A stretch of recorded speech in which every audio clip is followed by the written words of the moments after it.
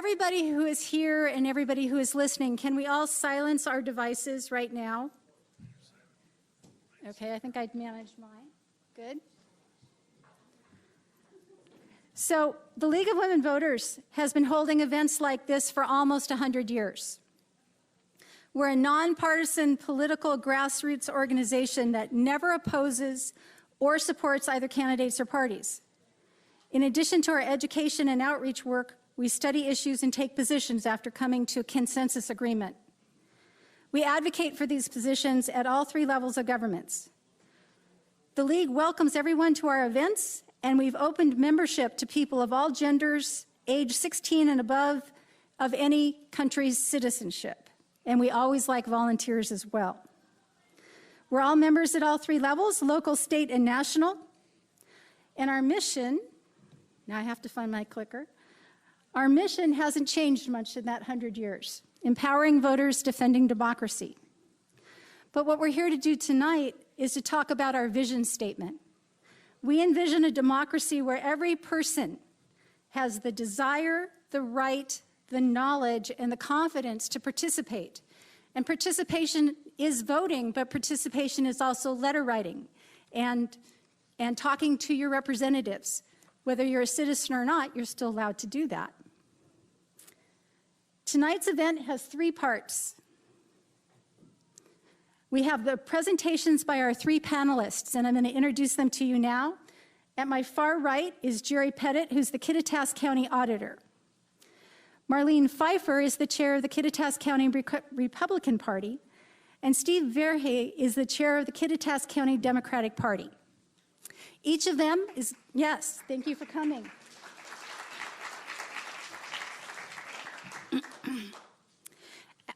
After each of them make their presentation, we'll have a time for questions and answers. I'll have a few questions, and there will also be time for audience questions as well. So each panelist is going to spend 6 to 8 minutes explaining the 2020 presidential nominating process from her or his unique perspective and how their organization looks at it.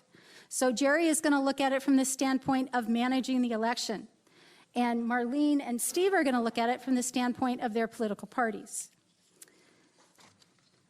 Tonight we're focusing on informing voters how to participate in the 2020 presidential primary and caucus nominating events.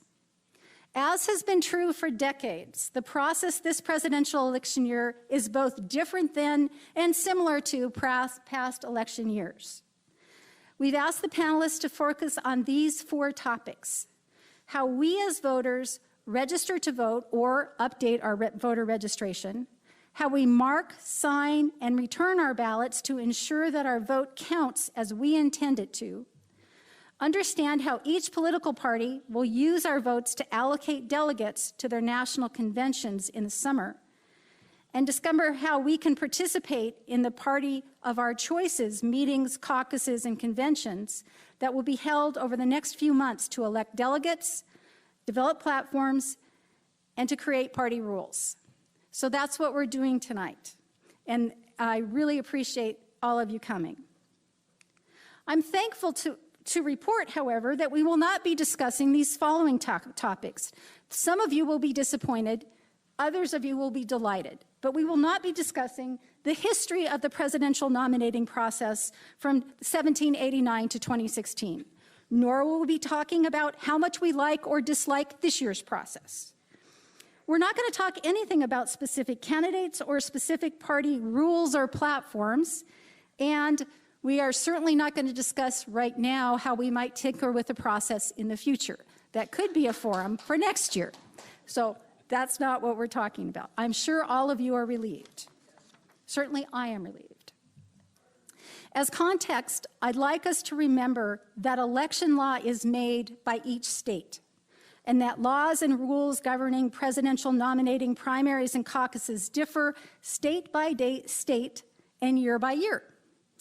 The Washington State Legislature changed our laws to move the primary election from May until March 10th of this year, so that Washington voters have an earlier voice in the nominating process. They also stated that all major parties may participate in this primary. To be a major party, they take the 2016 election results for president, and the party must have received at least 5% of the vote. And in 2016, that meant that the Democratic and Republican parties are the ones who are considered major parties for this year. All other parties who want to field candidate in the November 2020 general election will select their nominees via a convention system. Finally, on our ballots, we must declare that we will only participate in the nominating process for the party we select. And Jerry is going to talk about that, and so will our other panelists. The declaration only applies to the March 10th ballot and primary caucuses. Speaking first this evening is Jerry Pettit, the Kittitas County Auditor, and he's going to be talking about the ballot and the instructions. And which do you want up first, Jerry? Let's go with the instructions. Instructions. Okay, here are the instructions. Thank you. Good evening, everyone. Thank you for coming. This is absolutely important for this whole process. The presidential preference primary is very different than what we do with our normal primary with the state of Washington. Is usually held in August. So what's very important about this is to register the vote in the state of Washington, we do not declare party. So the presidential primary is the only election in the state of Washington every 4 years. Or in order to vote in this election, you are required to declare a party. The party declaration then is put into our voter registration system, and it is held there for 2 months. Once that's done, it is removed.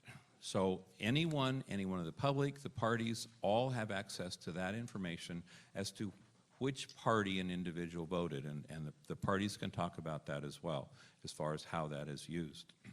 So it's very important that as you get your ballots, you must identify which party you are going to vote in.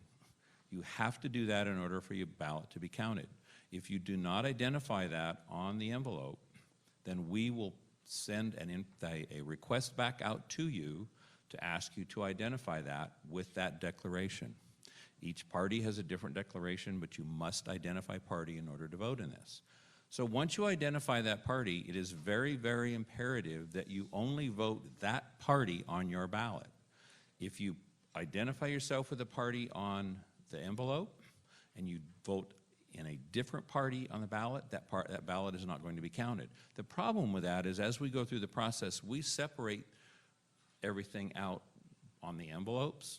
So what happens is we'll have a pile for Republican and a pile for Democrat. So once those ballots are removed from that, and someone has voted in an opposite party that's supposed to be in that pile, that ballot is going to be rejected. You will be credited for voting, but the ballot will be rejected, and we won't know who that is because it's been removed. So also it's very imperative that you only vote for one candidate in the party in which you have identified. Marlene and Steve will talk about the process I'll do that a little bit. So as you go down the list, we'll bring up the ballot here shortly. You must vote only for one candidate on that party side. It's important that you identify that. It's important that you sign that ballot or the envelope. If you haven't signed the envelope, we're going to send it back to you. We're going to send a letter back to you to ask you to sign it because you haven't signed that declaration. If your ballot signature doesn't match, we're going to send a letter back to you to ask you to update your signature. Otherwise, your ballot's not going to be counted. So it's extremely important to follow the instructions on your ballot and on the exterior of the envelope in order to get your ballot signed. If we could move to the ballot. Yeah. So you see there's both the Democrat and Republican Party on there. The Democrat side has allowed for uncommitted delegates, and Steve can talk about how that's going to work. And if you vote in that uncommitted delegate piece, you can't vote for anyone else on the ballot. Please vote only one place. If you vote uncommitted and you vote someone else, the ballot's not going to be counted because that's an overvote. If you mark someone in the write-in section, Don't vote for someone else, another candidate on that ballot. Your ballot will not be counted because that's an overvote. So it's very important to watch what you're doing and pay attention to what you're doing in this process. Because if it doesn't work, then your ballot's not going to be counted. So please remember, read the instructions, follow the instructions. This is a complex process in our office to how we're able to manage how we're going to count these ballots and manage how, once we pull the ballots out of the envelopes, set all that aside, we don't know whose ballots those are. So if you're not following the instructions and paying attention to that, it's going to be harder for us to manage, and your ballot may not be counted. So it's very, very important to follow that process. Many people will try to do something different with their ballot. It's amazing what we see when the ballots come in the office. I can't even describe the creativity of the voters and the voting public. Because people get pretty creative. It's important to follow those instructions. Otherwise, your ballot doesn't get counted. And we want to count everyone's ballot. So we work very hard in the office to try to ensure voter intent, we are a voter intent state. So it's very, very important to be able to follow the process, follow the rules, follow the instructions, so that we have the ability to count your ballot.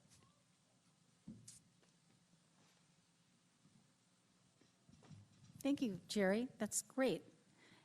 There'll be time for questions, and we'll probably go over this again because I know it is a little bit complex. Now, Marlene Pfeifer is going to tell us the process from the Republican standpoint, how once we vote, how those votes are then allocated to the delegates, and how you can become involved in the caucus and convention process that the Republican Party has established for this year. Marlene? Thank you. Can everybody hear me? So I'm so thankful that Jerry said that, because I was one of those that just got a letter in the mail a few days ago saying you didn't sign your ballot on the special election. So follow instructions is very important. So as mentioned, I'm Marlene Pfeifer, chair of the Kittitas County Republican Party. I am also the national committee woman for the state of Washington with the Republican National Committee, as a side note. The Republican Party has been campaigning to move the primary up for years, and last year it was successfully moved up to March 10th, thank goodness. This year it will primarily benefit the Democrats because it will force their candidates to come to our state and benefit Republicans in future elections without an incumbent. Shifting Washington to a primary rather than a caucus state is the spirit of a more democratic way of deciding who the party's nominee will be, in my opinion. It allows more involvement among the party and the electorate. It does not allow party elites to decide their favorites or tip the scales. And it is more accessible to voters who would have a hard time making it to a caucus. Primaries are ran by each independent party organization, and each primary sets its own rules as long as they are in accordance with current state law. Parties have processes to decide which presidential candidate are or are not shown on the ballot. All 50 states may have differing ways of electing delegates. Most are primary, only a handful are caucuses, and some use both. Washington State Republican delegates will all be allotted to President Trump this year, barring some crazy write-in, because he is the only one on the ballot. Washington State Republican presidential primary ballot access is allocating delegates. The Washington State Republican Party allocates 3 delegates per congressional congressional district, and 10 at-large, and 3 automatic are the chair of the party, the national committee man, and national committee woman, bringing it to a total of 43. All precinct caucuses in Washington will be held on February 29th, beginning at the same time. We hold all of them at the very same time. They cannot vote before 10 o'clock in the morning, and the county conventions are held between March 14th, and sorry, I don't have the last April date, it's somewhere in April, depending on the county. The counties set that. The Kittitas County Republican Party County Convention is March 14th. The precinct caucus is mainly to elect delegates to the county convention. That's the primary process for that. At that caucus, we discuss platform and rules, but we do not vote on those till the county convention. I'm sorry, I missed this. Okay, so the process of the primary ballot, how we get the president on is, for this year, is the party chair for each party must provide that party's official list of candidates to the Secretary of State no longer than 63 days prior to the primary, which was January 7th, and this list must include the full name of each candidate, the form of the candidate's name as it will appear on the ballot, and a signature of the party chair certifying the list of the official party candidates. I'm sorry, I'm going back. That's how we got our presidential candidate on the ballot. And if a major party chooses to accept votes for write-in candidates in the primary, the party chair for that major party must provide that party's official list of write-in candidates no later than the 7th day prior to the primary, March 3rd, 2020. And the qualifications for the Republican Party to gain access, this is how we came up with ours, is the candidate must be publicly declared Republican for the office of President of the United States and must be filed as such with the Federal Election Commission. The candidate must submit at least 12 petitions for access to the presidential primary ballot signed by 12 current members of the Washington State Central Committee no later than 70 days prior to the presidential primary election, December 31st, 2019, to be printed on the ballot, and no later than 14 days prior to the presidential primary election, February 25th, to be considered as an official write-in candidate. The format for the petitions will be provided by the Washington State Republican Party. The candidate also had to submit a service fee of $12,000 payable to the Washington State Republican Party, and they had to submit the fee no later than 70 days. So that is the process of getting our presidential candidate on the ballot. So our county convention, we first had the precinct caucuses February 29th. Our county convention is March 14th. And again, that is where we elect delegates to the state convention and do the rules and platform. And that the state convention is where we elect our delegates to the national convention. And again, one more time, we have 3 per congressional district, 10 at large, and 3 automatic. And the information, I know this is one of the questions that was asked, the information, because the primary is public information, the information that the state party uses is to get out the vote and some volunteerism. We do not use it for fundraising. Okay. So before we move on to Steve, what date is the state convention? The Republican State Convention. May 16th through the 9th. May 16th? Yes. Okay. That way it gives you an idea. No, that's okay. Thank you very much. Steve, are you ready for your part? Okay. I will get your first slide up, and I will give you the clicker. Okay. I am Steve Verhey. I'm the chair of the Kittitas County Democratic Party, and I want to start with just a little quick geography, because geography plays a big role in how the Democratic Party allocates and selects delegates at all levels. So we have up here, uh-oh. I will deal with That's that. going to look bad on the video, man. We have up here a map showing the 8th Congressional District outlined in white and pink. It goes kind of like this. I had to cut part of it off up in Chelan County. And then the 13th Legislative District, which is that purple thing that covers Kittitas, Grant, and most of Grant and Lincoln County. The delegate selection process starts, and actually we're ready for the next slide. That's bad timing. got Oh, your I can do clicker. this. There you go. Okay. Okay, so I made this handy table to outline the the jobs that we all have when it comes to nominating the Democratic presidential candidate. The voters in the election that's going to be happening starting in a couple of weeks are going to decide how many delegates each candidate will take to the national convention in Milwaukee.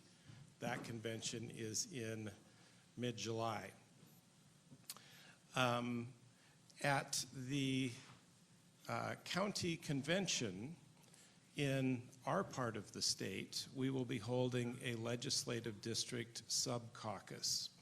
And by the way, Steve Starr, the chair of the Grant County Democrats, is here.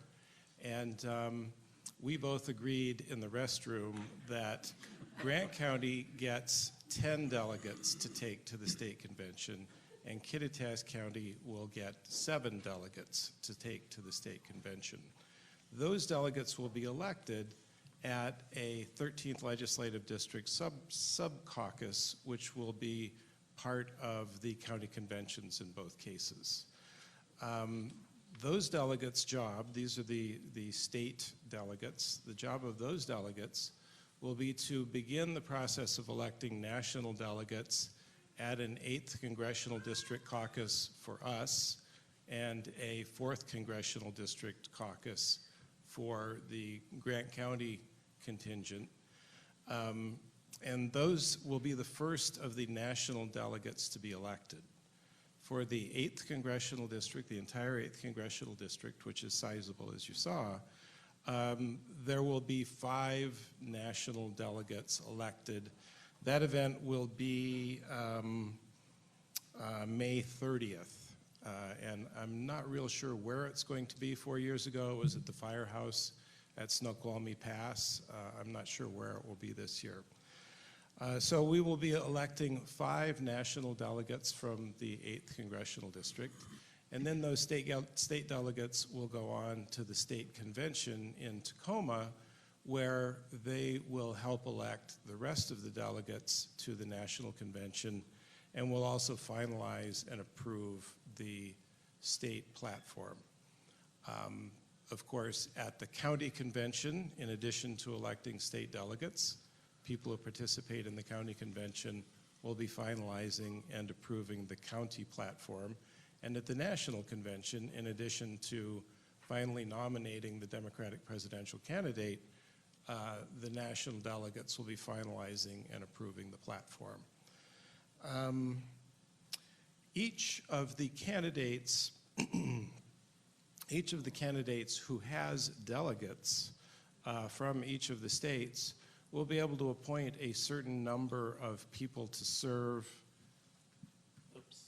We'll be able to appoint a certain number of people to serve on the platform committee. And in order to serve on the platform committee, you do not need to be a delegate of any sort.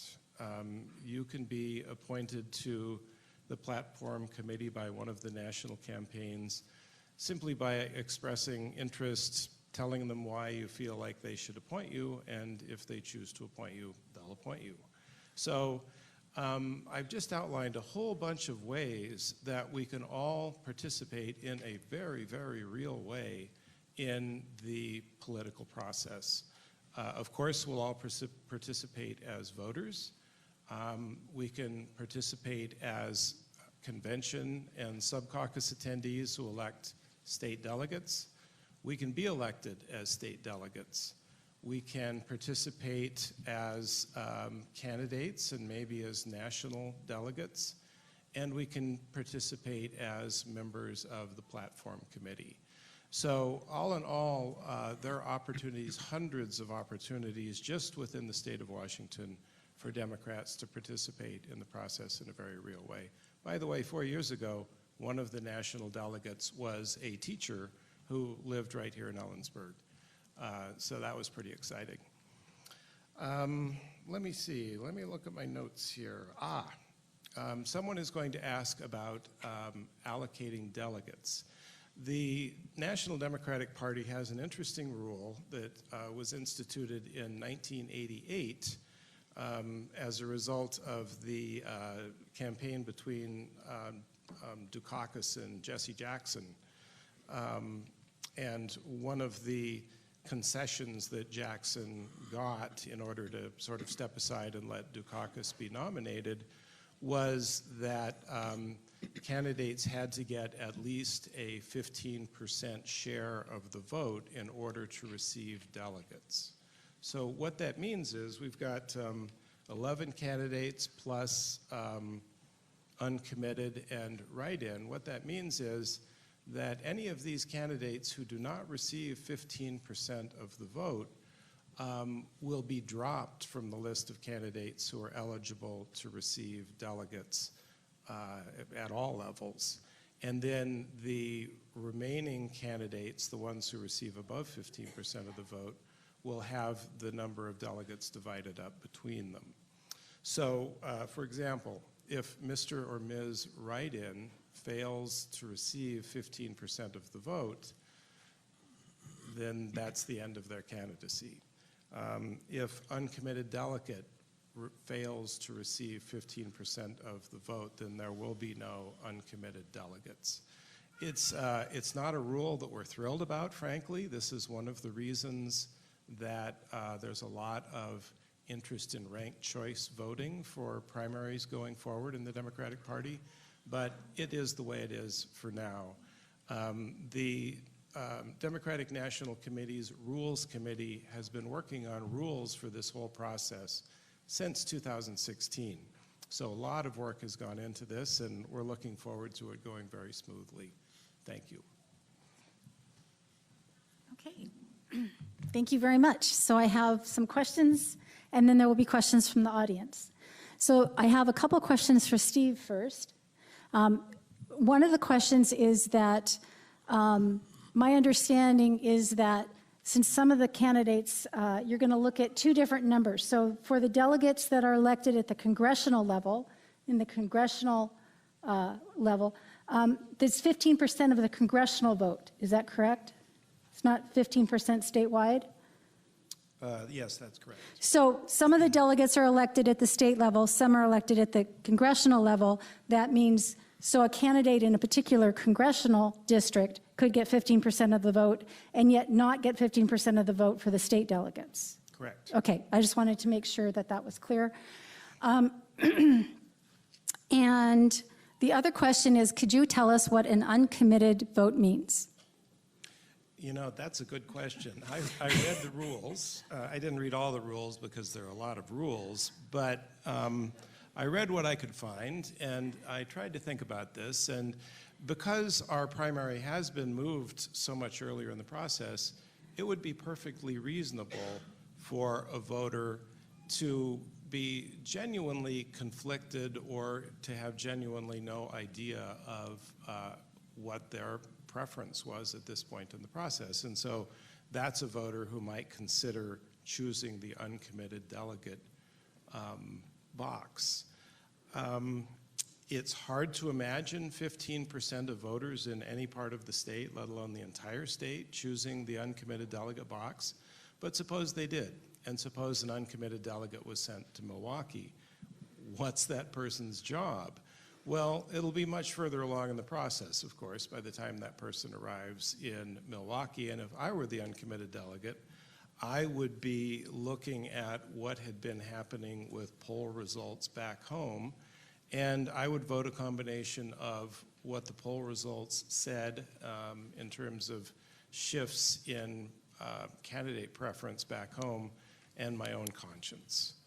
So that's about the best I can do with the uncommitted delegate thing. But the reason it's there is due to the fact that the Democratic Party, some might say almost to a fault, pursues small d democracy really zealously. Okay. And so the Democratic Party has a big, thick book of rules for affirmative action choices. We are doing everything that we can to see that the delegates who go to Milwaukee actually represent who the voters in Washington State are, including handicapped people, ethnic groups, races. And also, for the first time this year, gender non-binary people are eligible for election not as males or females as delegates, but as what they consider themselves to be, which is gender non-binary. So the reason that the uncommitted delegate thing is on here is that in some rules committee 2 or 3 years ago, somebody said, well, wait a minute, there might be somebody there who really doesn't like or doesn't like enough any of the available candidates, and so we need to make allowances for that person and give them an opportunity to participate in a way that makes sense to them. Okay, so that's good, so thank you. So what I wanted to go back to for a minute is and take a look at the ballot, just so that we're clear about taking a look at the ballot. We have the ballot up here. So on the envelope, we tick, let me see if I have this right. On the envelope, we tick the box, I'm going to vote Democrat or I'm going to vote Republican. Correct. Okay, so I've done that. So in this theoretical model, because there are more options, I'm going to pick Democrat just because there's more options here. This is not a preference on my part, I'm just saying. So I've ticked Democrat, and I get here and I go, I have all of these names listed, I have uncommitted, and I have write-in. And let's say, for example, the Democratic Party has not notified the Secretary of State that there will be any official write-in candidates available. So that means that anything I write in here will not be counted. Am I correct, Jerry? That is correct. Okay. We will track a total number of write-ins, but no write-in no one whose name is identified as a write-in will be tracked. Right. So if I thought that, for example, Michelle Obama, who's a Democrat, should be president, and I wrote her name there, and that was not on the list given by the Democratic Party to the Secretary of State, my vote would not count. Am I correct? The vote's going to count as a write-in. It counts as a write-in. But it's not going to the candidate The number, candidate. the numbers of how do I say this? We will not be tracking the votes for any particular write-in candidate. Right. So the same is true on the Republican side. So if the Republican Party decided that Bill Wield was going to be on the ballot in the state of Washington as a write-in candidate, and you told the Secretary of State's office that by March 7th, I could write his name in, and those votes would be counted as a valid write-in, otherwise not, right? Correct. Okay. So that means don't write in a candidate unless you know by March 3rd is when we'll find out if any write-ins are available. So we get our ballots. When do the ballots drop? Ballots are dropped, February 21st. Okay. Actually, they're going to be dropped earlier than that. Okay. That's the deadline for dropping them. Okay. They actually are dropped that Tuesday of that week. So election day for February is February 11th. Right. Next week? Next week. Right. So the ballots will be dropped on the 18th. On the 18th. So we will start getting our ballots in the mail after February 18th. We have from February 18th till 8 p.m. on March 11th to vote. March 10th to vote, sorry, my mistake. And so no write-ins right now have been reported to the Secretary of State's office. There are no official write-ins. So using the write-in section, not a good idea. Currently, if you're planning on turning your ballot in before the 3rd of March. And after the 3rd of March, if nobody notifies the Secretary of State's office, then it's still not a good idea because your vote will count as a write-in, but it will not count toward allocating delegates. Correct. Okay. Does that make sense? Okay. So I may have another question, and this question is for all three of you. There may be an answer that Jerry has about this too, which is, what happens if I consider myself an independent or a libertarian or some other party, but I want to vote for one of these candidates? What does that mean? Can I do that? No. You have to declare Democrat or Republican in order to vote for one of these candidates. There is no opportunity in this presidential primary election to vote in any other party or as an independent or no party preference. You have to declare in this primary, and then you have to vote for someone on that side of the ballot Right. for which you've declared. But I could choose to say, okay, I'm going to vote on this side of the ballot, I'm going to vote on the Republican side of the ballot, and as long as I only participate in the Republican process, I'm not going to be considered a member of the Republican Party for future elections. Is that true? Correct. Okay. So that's what that means. Yeah, and I was just going to add really quick, it's saying declare your party affiliation, but we're not registering. We don't register in this state as Republicans. So you can, just as Katherine said, you can say that for this purpose, for this primary, that I might be a libertarian, I might be an independent, but I'm going to vote for a Democrat or a Republican. Come August, it won't matter. So, or I'm sorry, the general election in November. Well, it won't matter in August either. Or August. Right, it won't matter.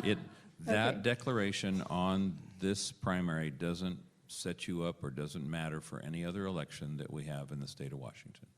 Right, so I'm going to agree with Marlene and slightly disagree with Jerry.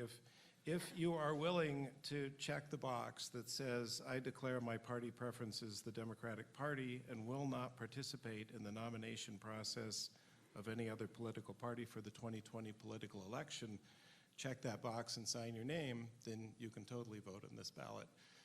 Maybe in 5 minutes you'll change your mind and maybe you don't consider yourself to prefer the Democratic Party. It just is about the amount of time it takes to check the box and sign the form. Okay, good.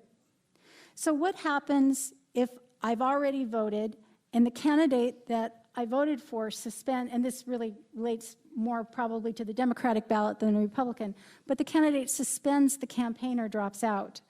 Can I come and say I want to do it again and change?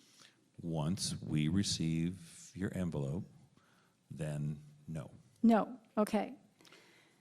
This is a really, really important question because already I'm just going down the list, and a couple of people who did that which was necessary to do to get their names on the Washington ballot. And by the way, I didn't talk about that and I didn't get asked, so let me quickly say. It's on my list. What? Oh, should I say it now? No, go or- ahead, okay. say now. I was teasing you. Here's what you had to do to get your name on the Democratic Party ballot. You had to turn in a petition containing some number of signatures in the low tens of thousands, I don't remember the number, and you had to pay to the party a service fee, as Marlene called it. I believe the Democratic Party's was $2,500, which seems kind of lame compared with $12,000, but what are you going to do? Anyway, in between now and when ballots go in the mail, we have the New Hampshire primary.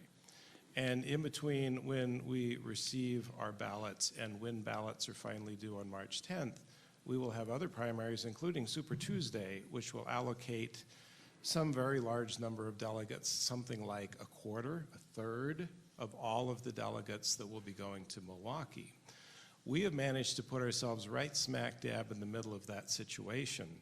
Some people will be voting for candidates who will certainly not drop out or suspend their candidates after the dust is settled after Super Tuesday, but some people perhaps will. In our straw polls, we have, one or two Steyer supporters and... Well, we're not going to go to straw polls, so. Okay, Today. I happen to know that we have people who could find themselves voting for candidates who will no longer be in the race after the dust settles after Super Tuesday. Right. Those people might want to consider, it's up to them, they might want to consider waiting to see what the situation is after the dust settles after Super Tuesday. But if you're sure that your candidate is going to continue in the race after Super Tuesday, might even be best for you to go ahead and vote your ballot and get it turned in early to minimize the workload in Jerry's office. Thank you. Yes, because if all of us wait until March 10th, you guys are going to be very unbusy the week before and very, very busy the next week, right? Yes. Okay.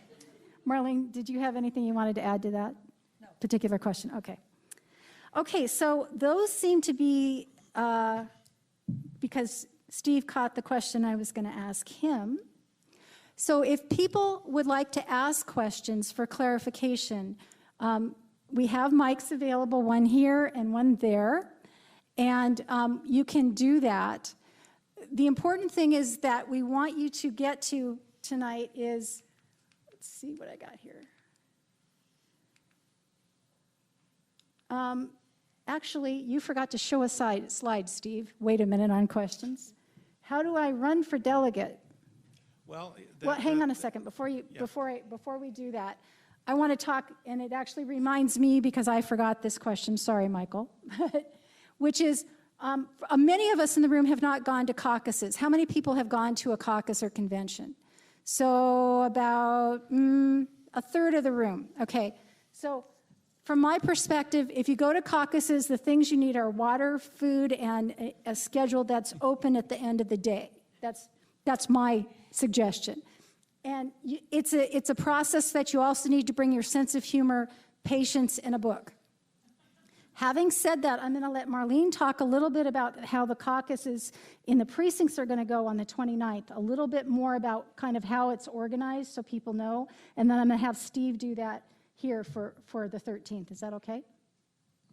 Okay, because we're a small county, it's really relatively fairly easy. For the last several election cycles, we've had pooled caucuses, the precinct caucuses, and held one in the county in one location.